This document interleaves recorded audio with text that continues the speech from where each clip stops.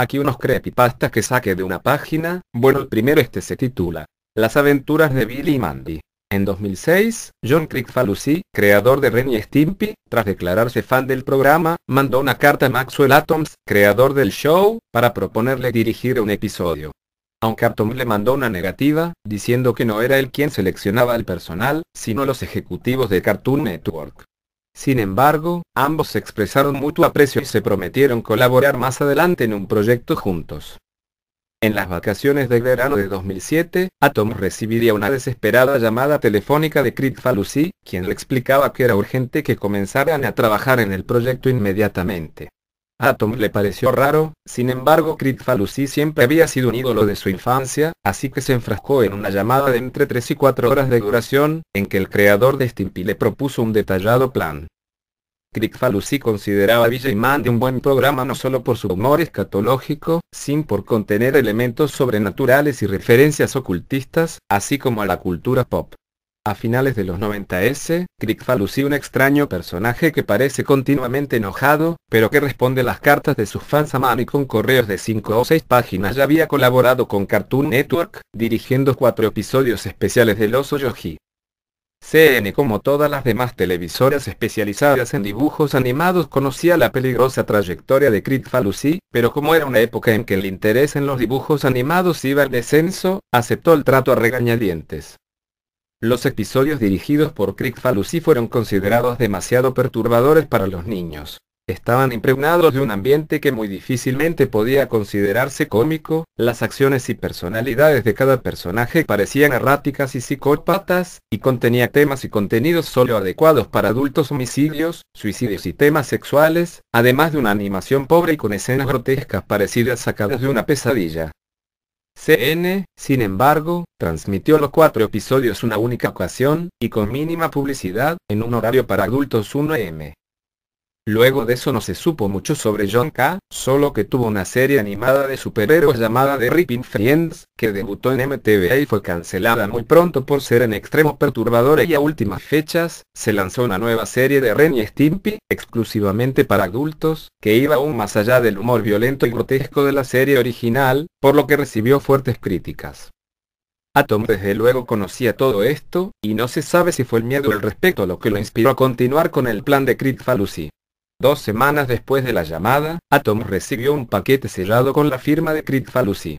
Dentro se encontraba un guión y storyboard planeados por el propio Kricfalusi, para un nuevo episodio de Billy y Mandy, supuestamente de una nueva serie, llamada simplemente Billy y Mandy Nightmare on Backyard.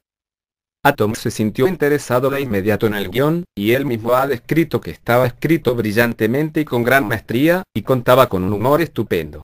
Sin embargo, luego de pasar las primeras 20 páginas, y conforme el tono de la obra se oscurecía, rápidamente cambió de opinión.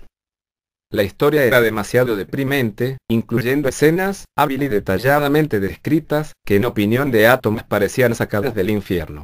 Asustado, dejó de leer el guión, y en cuanto colocó el paquete fuera de su recámara, el teléfono sonó. Nuevamente era una llamada de Kricfalusi, quien le explicaba que el plan debía continuar y preguntó si había acabado de leer el guión. Helado por la repentina llamada, Atoms mintió diciendo que sí, y Kricfalusi le concertó una cita para dentro de 3 meses, donde le mostraría algo que tenía preparado para comenzar la producción del episodio. El plan de Kricfalusi era el siguiente: producir las animaciones ilegalmente, y a escondidas de los ejecutivos de CN. Para esto, había ambientado una oficina en su compañía, Spunk, y designado a un jefe de producción, que serviría como director del episodio. Atoms visitó las oficinas en el tiempo acordado, y le pareció todo el escenario bastante normal, aunque a su decir, los dibujantes lucían indiferentes o normales pese al extraño episodio que tenían encomendados producir. Kricfalusi, en toda ocasión, no le quitó la mano de encima a Atoms, preguntándole, de forma siniestra y seductora, si le gustaba lo que veía. Nuevamente lleno de miedo, Atoms asintió a todo, temeroso de faltarle al respeto a su colega caricaturesca. Según Atoms, su supervisión del episodio duró interminables 30 minutos en que revisó uno a uno los sketches extendidos, que contenían escenas que parecían sacadas de una película snuff, escuchó con sus propios oídos el infartante soundtrack que Kricfalusi mismo había preparado, y en una cabina negra revisó en las computadoras los primeros props de animación coloreada, que parecían horrorosamente vivos e insanamente macabros. El propio Atoms hasta la fecha se pregunta cómo Kricfalusi asignó un presupuesto colosal a una animación que nunca iba a salir al público. Luego de su visita a Spunk, Maxwell Atoms decidió retirarse del show, y sufrió de insomnio durante aproximadamente 3 meses luego de esta. En sus pesadillas veía repetirse las animaciones infinitamente, y había desarrollado una paranoia a recibir una nueva llamada de Kricfalusi, por lo que desconectó todos los teléfonos de su casa y pasaba al aire libre tanto tiempo como le era posible. Con la voz temblando, declaraba que no podía creer que una mente humana se hubiera esforzado tanto para producir una pieza tan satánicamente macabra como para desajustarle los tornillos a cualquiera. Actualmente evita hablar del tema, y en las convenciones a las que acude siempre que alguien comienza a hacer referencia al tema, ordena a sus guardaespaldas que echen al fan de la sala y rápidamente pasa a otra pregunta.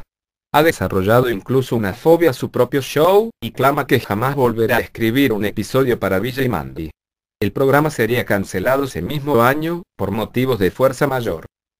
Por medio de su Twitter, Kricfalusi anunció a principios de 2009 que tenía preparado para los fans un secreto oscuro que estaba listo y cocinado en su website, con lo que se dio a entender que el episodio finalmente había concluido producción.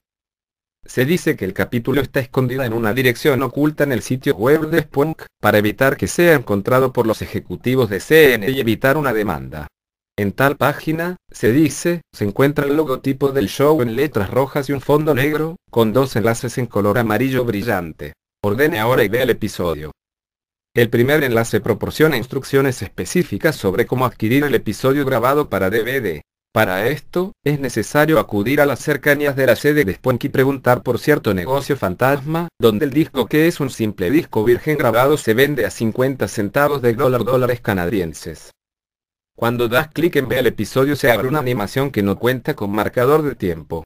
Al principio, es muy similar a un episodio cualquiera de Billy y Mandy, y cuenta con una penning tag, con el nombre del episodio y Billy, y a Billy, Mandy puro hueso caminando sobre una calle, en una escena que parodia la portada de Disco Bay Road de los Beatles.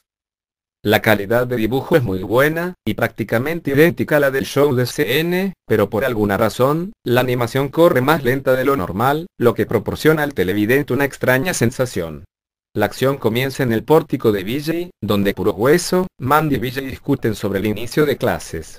Las voces de los personajes obviamente no son las de los actores originales. En vez de eso, al parecer se encuentran doblados por John Kricfalusi, y una mujer no identificada. Los diálogos en efecto, son graciosos, pero las expresiones de los personajes y el tono en que dicen las cosas transmiten exactamente lo contrario. Los acentos son demenciales y los personajes hablan como enloquecidos, lo que aunado al ritmo lento en que transcurre la acción, asusta bastante desde los primeros segundos. Luego de eso, 4 figuras cabezonas que parecen caricaturas de los Beatles aparecen cruzando la barda del patio. Estos personajes hablan animadamente, saludando a los televidentes, y caminan de forma similar al Cape on Trucking mientras una alegre tonada que recuerda a The John Submarine suena de fondo. Los personajes entran al porche y besan la mano de puro hueso, como mostrándole admiración. Billy y Mandy preguntan algo a partir de ese momento, nuestro informante tenía tan crispados los nervios que decidió apagar el sonido y en ese instante, el Beatle parecido a Paul McCartney se arranca la piel y queda desollado vivo, en una toma quieta similar a las de Ren y Stimpy, pero grotesca y detalladamente animada. El personaje chisporrotea sangre en los ojos, saltones y desorbitados, parecen gotear pus, mientras al fondo parpadea una pantalla roja insoportable, durante retorciéndose más de 2 minutos. Ahora puro hueso tiene una sonrisa totalmente diabólica. Él y los demás Beatles rodean a Billy y Mandy, quienes lucen preocupados. Un círculo de fuego surge alrededor, y puro hueso toma a Billy de forma violenta. Billy parece llorar de terror, y entonces puro hueso lo desnuda con su voz y comienza a sodomizarlo con el arma, de una forma totalmente realista, mientras maldice de forma exagerada. Mezclando de forma extraña el humor negro con escenas simplemente diabólicas, la escena dura mucho más de lo soportable, con varios acercamientos violentos en varias tomas. Mandy parece dispuesta a pelear, pero los Beatles dicen algo, y el escenario comienza a girar y a convertirse en el mismísimo infierno. Escenas desquiciadas de cadáveres dibujadas de forma bastante rápida, demonios y escenas de tortura se alternan en la escena. Los Beatles restantes se transforman en bestias mutantes de formas terroríficas.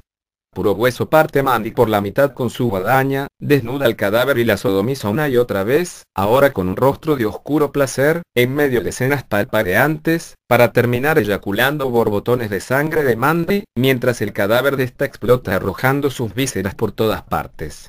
La persona que asegura, vio el video, no puede contar mucho más después de eso, pues asegura que se encontraba demasiado alarmado, y no recuerda qué hizo para distraerse, o si simplemente cerró los ojos, pero asegura que hay cosas que no quiere recordar del video.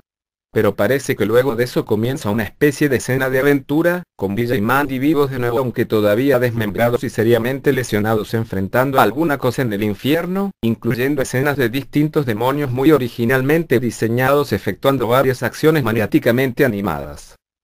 La escena corta al negro durante unos 5 segundos, y gradualmente se comienza a encender la luz.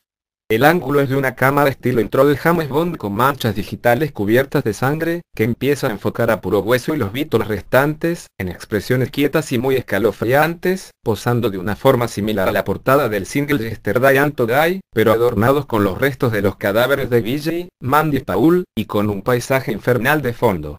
Las expresiones en esta escena son tremendamente perturbadoras, con Puro Hueso y los Beatles imitando las sonrisas aparecidas en el álbum original, pero exageradas al límite de lo grotesco e inquietante. La escena permanece así durante 1 minuto, y vuelve a cortar. La escena final comienza haciendo un picado sobre el centro de una ciudad. 2 personajes indeterminados pero que por sus rasgos, parecen ser caricaturas de 2 personas reales tomando una malteada en un café. Los últimos 3 o 4 minutos del video son tremendamente diferentes al resto del episodio, tratándose de una serie normal, sin ninguna clase de elemento horroroso. La escena es bastante lenta, pero corre a velocidad normal, y consiste simplemente en los 2 personajes hablando y hablando, con reacciones variadas, tranquilidad, argumento, preguntas sanamente cómicas. El televidente volvió a subir el volumen, pero no alcanzó a escuchar gran cosa. Al parecer los personajes discuten sobre caricaturas y hablan citando varias frases de canciones de los Beatles. La frase final termina con uno de los personajes diciendo, "When Reaper comes Top Town". Entonces la imagen se cierra con un círculo negro, típico de las caricaturas viejas, y aparece la palabra fin, junto a una caricatura súper deforme del Paul despellejado todavía muy perturbadora vestido de ángel, sollozando y murmurando algunas cosas. El programa termina, y aparecen algunos créditos dirigidos por John Kricfalusi y Maxwell Atoms, entre otras cosas, finalizando como si de cualquier show se tratara. Finalmente aparece una pantalla roja de advertencia que dice: televidente, el cartoon que acaba de ver ha sido producido contraviniendo las leyes de derechos de autor, su transmisión o posesión está penada por las leyes de Canadá y Estados Unidos, y luego un pantallazo de aproximadamente 2 segundos de duración, con el logo de Spock y un lema que dice "Help to spread the word". Todo esto lo saqué de una página, que se la dejo en la descripción. Gracias por verlo.